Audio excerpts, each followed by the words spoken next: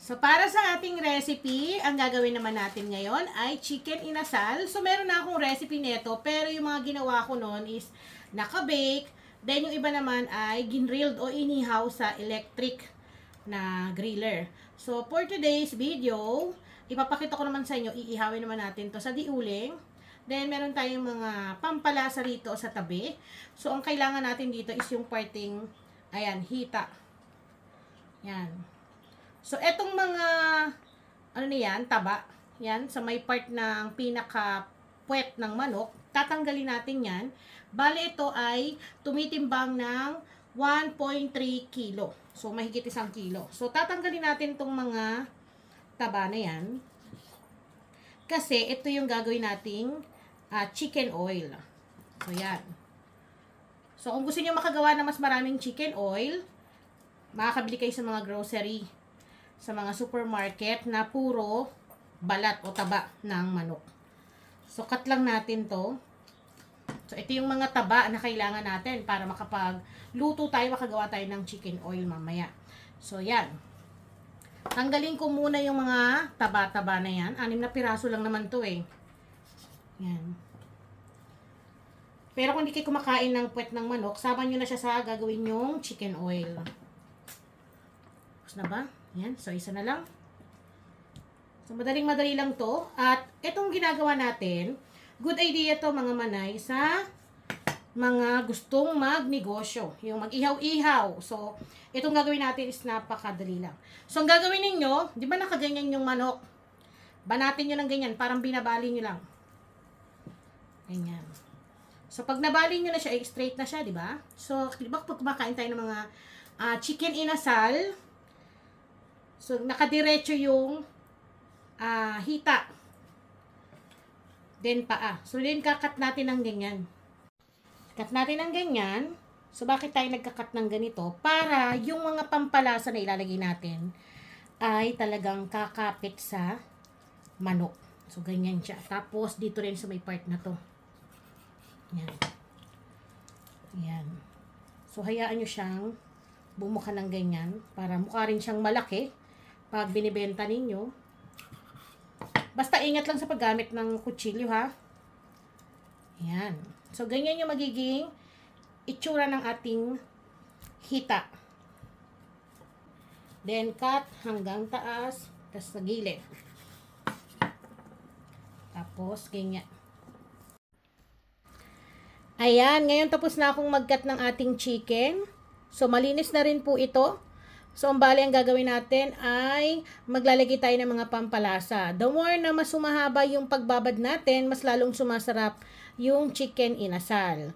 At goods na goods to, lalo sa mga pamilya na gustong mas makatipid at the same time, mas kayong masusunod sa timpla na nais ninyo. So, ito na yung ating chicken. Nandito na sa tabi yung ating mga pampalasa. Una, meron tayo ritong half cup ng soy sauce, any brand. So, ilista nyo na lang ha. Half cup ito. Ayan. Then, susundan natin to ng 1/4 cup ng calamansi juice. Pwede rin po ang lemon. Kung wala kayong calamansi, pwede ang lemon. Tanggalin nyo yung buto. Kasi kung ipipreserve ninyo yan, ibababad nyo, pumapait kasi yung balat tsaka yung buto ng calamansi sa ating chicken.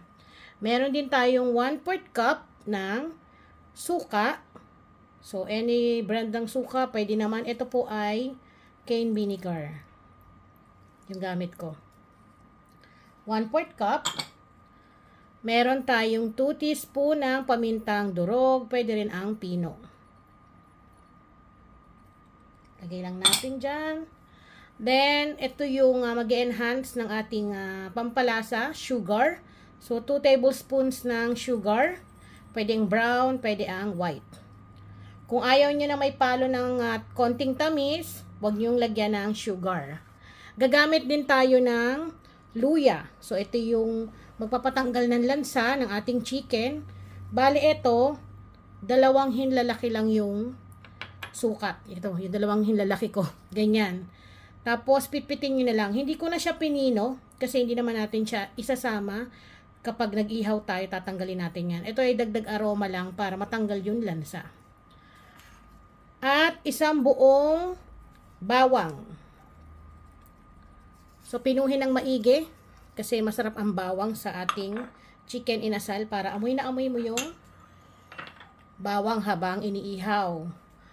Then, ito ay optional. Meron tayong 2 tablespoons ng aswete. So, yung aswete po, yung 1 teaspoon, nagtunaw lang po ako sa mainit na tubig. Ito po ay optional ha. Pampakulay lang po ito para makita nyo maganda yung inyong chicken inasal. Lalo na kung pambenta, para nakaka-attract sa mga customer. Pero kung wala kayong makitang aswete dyan sa lugar ninyo, pwede naman ang food color na kulay orange. Tapos, imamassage lang natin ng ganyan. So, kailangan yung masahe ng masahe kasi para po kumapit yung pampalasa. Ngayon, kung gusto niyo mas mapadali, yung mga pampalasa na pinakita ko, haluin nyo na sa isang malaking bowl. Tapos, saka nyo po ilagay dito para na-mix nyo na ng maigi. Pero, kaya ko ginawa yun para makita nyo isa-isa yung sukat. Pwede nyo nang mailista habang pinapanood nyo kung maglamas ng manok. So, ganyan lang. Imamassage lang natin. Then, ibababad natin to ng mga at least 3 oras, 2 oras kung nagmamadali kayo. Or, kung meron kayong outing, kinabukasan, ibabad nyo magdamag. Kasi the more na binababad to, mas malambot yung chicken. Konting hibla lang yan. Sigurado, marami ka na makakain na kanin. Then, pwede kayo maglagay pa rito ng mga pampalasa na nais ninyo. Mga seasoning, dagdagan nyo. So, depende sa inyo kung anong timpla ang gusto nyo. Yan, mamassage ko lang yan. Then, pagkatapos kung mamassage, ibababad na natin to.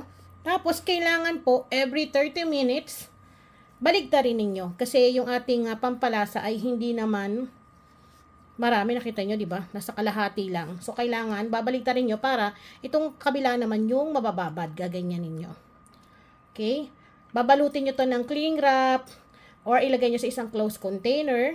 Then, kung halimbawa magtatanong kayo, Manay, paano yan? Hindi naman namin mauubos. Gusto namin pang stock. So, ang gawin nyo po, para manuot muna yung pampalasa sa inyong chicken, ibabad nyo muna ng 4 hours sa chiller. Then, ang gagawin nyo pagkatapos ng 4 hours, dahil nababad na yun, no, naibaligtad-baligtad nyo na, saka nyo po ilagay sa isang ziplock or isang closed container, saka nyo po itago sa freezer at tumatagal po yun kahit 2 buwan. Basta, naka-sealed po talaga ng maigi. Ganun po yung diskarte. Para kapag nagki-crave kayo, iano nyo na lang, de-defrost nyo na lang, tapos ihawin nyo na lang. Para mas nakakatipid, kaysa bumibili tayo sa labas, no? Mas napapalaki yung gastos natin. So, ayan. Lagay na natin to sa ating chiller. Then, mamaya, itutuhog na natin to para ihawin natin. Ngayon, para naman sa ating chicken oil. So, ilagay lang natin itong taba ng manok. So, konti lang yan. Konti lang yung magagawa natin dito. Then, bubuksan ko na yung ating kalan. Then, hahayaan natin yan na magmantika. Tapos, lalagyan natin yan ng annatto seed, yung aswete. So, haluin lang natin.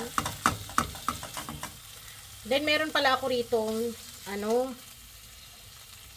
yung mantika ng chicken oil din. Ganito rin. Kapag gumagawa kasi kami, nagtatabi kami, pinanggigis ako. So, ayan. Dahil nandito tayo sa taas, naka-aircon. Sana lahat natutulog, di ba? Sa lamig. So, isasama ko na rin dito para dumami to dahil konti lang din naman tong aking binawas. Kasi kalimitan, bumibili ako sa supermarket, nakakilo na. Makakabili kayo isang pack, 55 pesos, marami na po yon. So, kung gusto niyo makagawa kayo ng maraming chicken oil, pang stock ninyo, pwede yon. Halo ko na to para dumami yung chicken oil kasi sa chicken inasal, di ba? Masarap kapag maraming chicken oil. Pero wag lang araw-araw kasi mahirap, lalo na kung kayo ay may high blood. Bawal na bawal to. Then maglalagay ako dyan ng natto seed. Yung aswete. Yan. Para kumulay siya. Eto. Kasama na natin sa paggisa para kumulay. Halo-halo lang natin. Meron din na nabibili na annatto powder. Pwede nyo gamitin yun. Para mas makulay na makulay.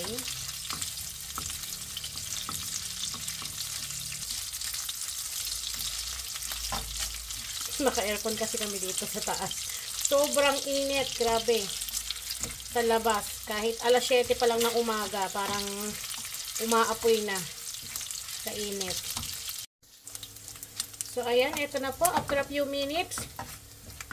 Okay na tong ating chicken oil. So, pwede na natin tong salain. Ilagay sa isang malinis na lagayan.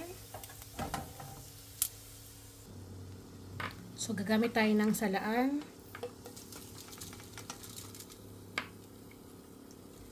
Ayan.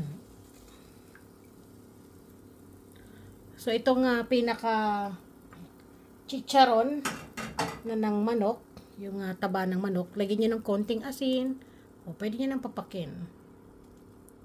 So, ito din ating homemade chicken oil. So, iset aside lang natin to para mamaya magre-ready na tayo dun sa ating manok na binabad. At ito na po mga manay, yung ating nababad na chicken inasal. So, binabad ko lang siya ng 3 oras. Then, ang gagawin natin, kailangan natin ng barbecue stick o kung anong gusto nyong panuhog. So, ito yung gagamitin ko. Ito, na-order ko lang to sa online para talagang hindi siya yung masusunog. Kasi pag nag-iihaw tayo, kalimitan pag sobrang nag-aapoy na yung baga, nasusunog yung pinaka tangkay. So, eto nga pala, hindi ko na siya nilagay sa chiller. Nilagay ko na lang siya sa room temp para mas mababad kasi lulutuin naman din kagad eh. Pero kung gabi kayo magbababad, lagay nyo sa chiller. So, iniyaan ko na lang siya para mas lalong kumapit yung pampalasa. So, ang gagawin natin, itutuhog ko siya ng 2 barbecue stick neto kasi para hindi siya gumewang. So, tuhugin nyo mula dito. So, dahan-dahan lang po kasi delikado dahil ito ay matalim. So, mula doon sa pinaka dulo. Ayan. Kita nyo, tumatagos. So, kailangan yung, mag-i-stay siya na, diretso. Ayan. Ayan. Kasi aandar siya ng ganyan, kaya gagawin kong 2. 2 tusok. Ganda na itong nabili ko na to sa online. Kasi, ang mura lang. Nasa 50 pesos yata to. Tagal na ito eh.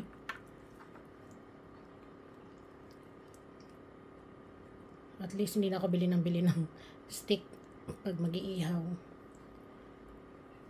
Ganyan. Para pagbaligtad, pantay na pantay. So, ganyan lang po yung gagawin natin. Pero kung pambenta ninyo, bili kayo ng barbecue stick. Huwag ito. Pero kung tatanggalin nyo sa stick, pwede rin naman. Para hindi na kayo bili ng stick. So, itong timpla natin, goods na goods to sa mga gustong magtinda. Then again, alam ko, magtatanong kayo, wala kayong nakitang asin na nilagay ako, no? Sa pampalasa. Kasi, naglagay tayo ng soy sauce. So, maalat na po yun. Tapos, kapag siniserve tong chicken inasal, alam niyo naman, di ba, naglalagay tayo ng toyo mansi. So, para balance yung lasa, hindi na yung maalat yung chicken, tapos maalat pa yung sausawan, so hindi natin ma-appreciate yung linamnam talaga ng chicken. So, kailangan yung sakto lang. Ayan, tapos na ako magtuhog. Bali, itong pinagbabara natin, huwag niyong itatapon kasi yan ang ipambabrush natin mamaya habang iniihaw natin para mas nanunuot talaga yung lasa dun sa ating chicken. So, pwede na natin itong isalang. Magpabahaga na tayo ng apoy. So, hindi ako dito mag-iihaw. Sa labas tayo magluluto nito dahil siguradong uusok dito sa loob ng bahay. Ayan, naka-ready na yung ating pag-iihawan at itong ating chicken. So, magsasalang na tayo.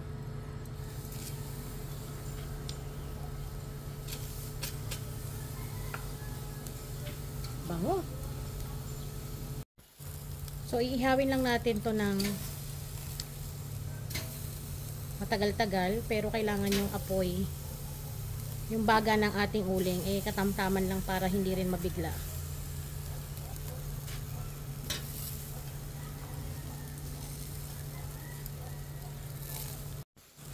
So, yung baga, ibaba ko lang para hindi mabigla.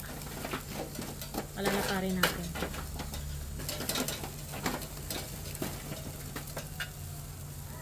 Then, itong kanyang pinaka-sauce, ipapahid natin para kumakapit sa laman yung pampalasa. Ang patawag din to ng mga customer. Diba, kapag mas mausok, nalalaman ng mga tao na may nagbibenta ng ihaw-ihaw. Ganyan lang. Tapos babalik rin natin. Ano? Para maging pantay. Kaya kailangan hindi bigla yung apoy, yung baga, para maluto ng maayos.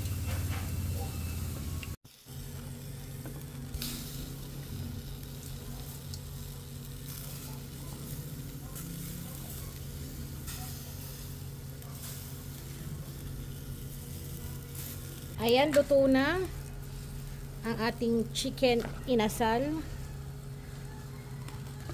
Grabe, sobrang init dito sa labas mga manay. Umaapoy sa sobrang init. Talagang nakakagutom na. Ayun, ang bango-bango. So, pwede na tayong kumain. Ako lang pala ang kakain. Grabe, ang bango. Then, ito yung ating chicken oil. Yung toyo. Ang toyo masarap kapag may kalamansi. Tapos may siling labuyo, kaso wala akong stock dito, kaya chili garlic na lang yung ilalagay ko. Ayan. Isang katerbang chili garlic. Para anghang na anghang talaga. Para gaganahan ka talaga. At ang ating rice na lang ang kulang. So, kain po tayo. Kuha tayo ng isa. Ito talaga, mahilig talaga ako sa puwet. Sausaw natin sa toyo mansi.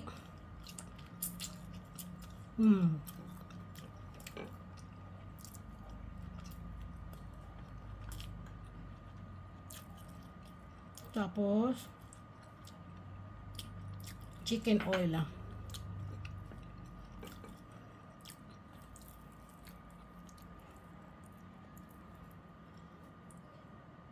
Sarap. Kapit na kapit yung pampalasa dun sa karne ng manok.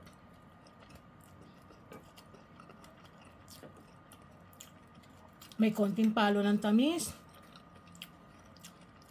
Bagay na pang negosyo. Ang sarap. So, ayan mga manay, alam ko nagugutom na kayo. Kain na po kayo, at sa mga naghahanap ng recipe na pwedeng pagkakitaan, lalo na ngayong summer, pwedeng pambaon sa outing, subukan nyo na to. I'm sure na magugustuhan nyo yung timpla. Sarap.